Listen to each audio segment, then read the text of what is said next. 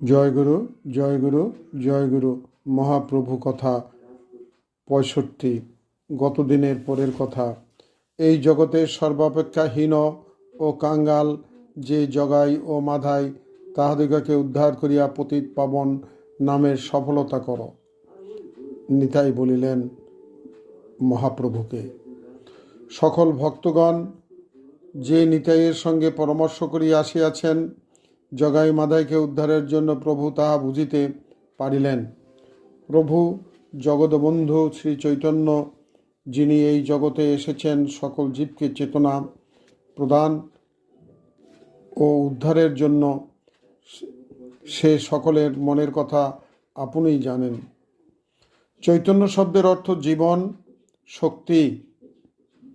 জীবরূপে আমরা চলাফেরা করি, কিন্তু একটি চেয়ার তা পারে না।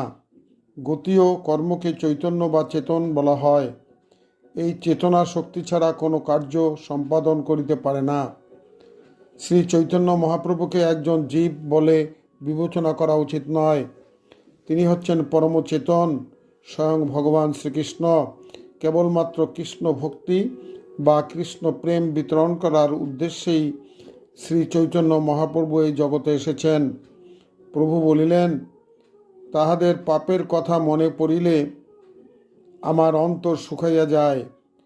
পরকালে তাহাদের কত দুঃখ হইবে, তাহা মনে পড়িলে হৃদয় চমকিয়া ওঠে।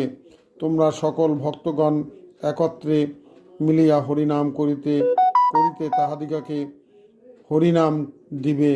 আজ তোমরা বুঝিতে পারিবে হরিনামের কি শক্তি।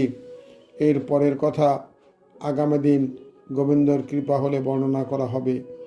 জয় রাধে, জয় রাধে, জয় রাধে।